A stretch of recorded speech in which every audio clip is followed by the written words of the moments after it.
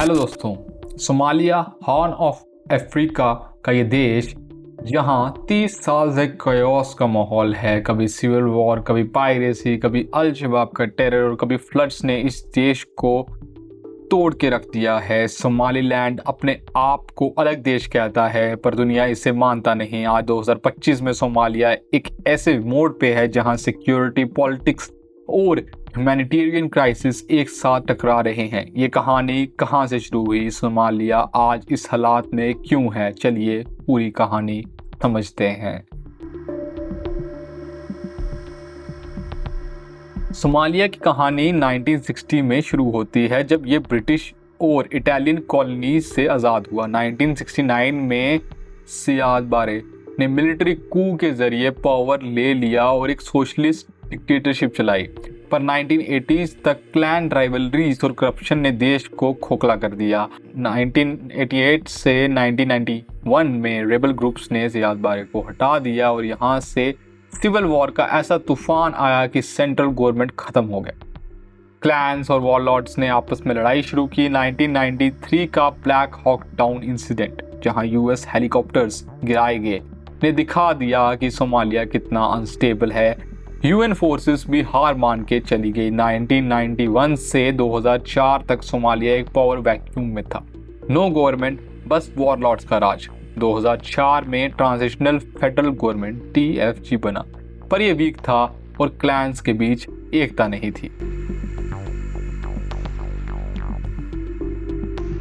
ये Somaliland Somalia का northern reason है। 1991 में खुद को सोमालीलैंड ने इंडिपेंडेंट डिक्लेयर कर दिया।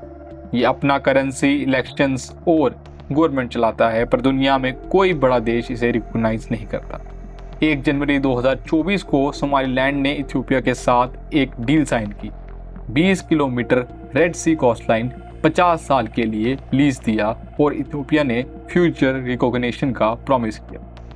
ये डील ने सोमालिया के फेडरल गवर्नमेंट को गुस्सा दिला दिया। मोगदिशु ने इसे सॉवरेनिटी का वायलेशन कहा। इथियोपिया के एम्बेसडर रिकॉल किया और AU फोर्सेस से इथियोपियन ट्रूप्स निकालने की धमकी दी।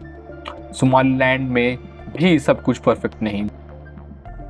2023-24 में लैस एनोद के दुलबहनते क्लैन के साथ कॉन्फ्लिक्ट ने 1.5 लाख से 2 लाख लोगों को डिस्प्लेस किया। सोमालीलैंड का ये अलग देश का सपना सोमालिया के क्राइसिस को और कॉम्प्लेक्स करता है।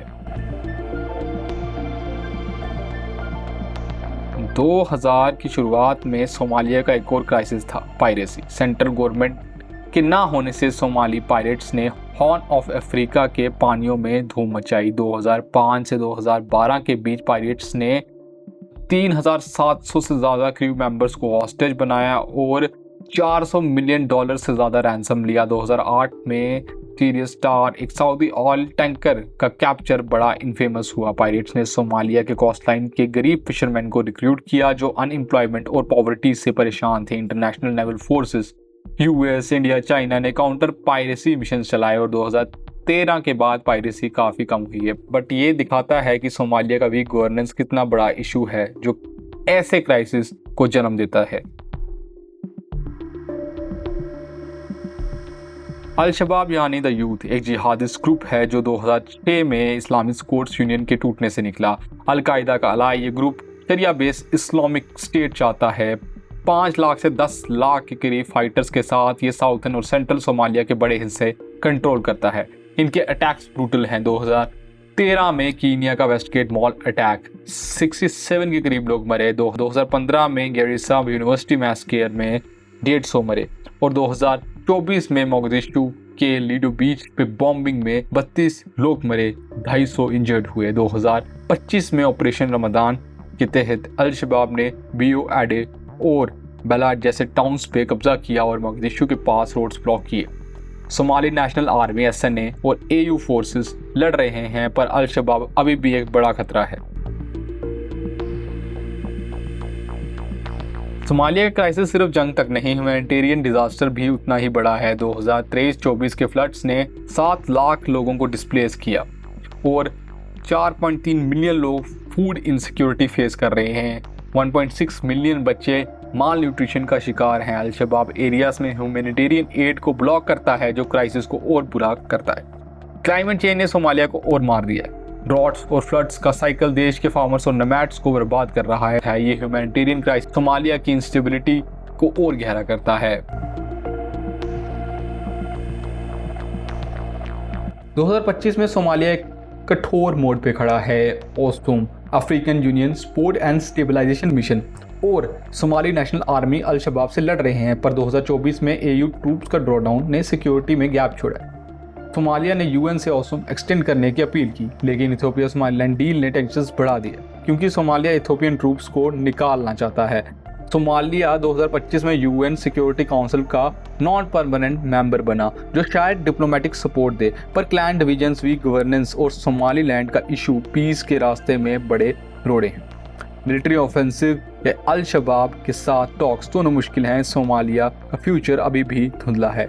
तो ये है सोमालिया की कहानी। सिविल वॉर का तूफान, सोमालीलैंड का अलग सपना, पायरेसी का हंगामा, अल शबाब का खौफ और ह्यूमैनिटेरियन क्राइसिस का दर्द। ये देश लड़ रहा है, पर उसके सामने जो रास्ते हैं वो मुश्किल हैं, कठिन हैं। वीडियो पसंद आई हो तो लाइक करिए, शेयर करें और कमेंट करके बताइए कि आपका इस पूरे इशू पर क्या कहना है। चैनल को सब्सक्राइब करें ताकि ऐसे ही ग्लोबल स्टोरीज का सच आप जानते रहें। तब तक के लिए स्टे अवेक, स्टे रियल।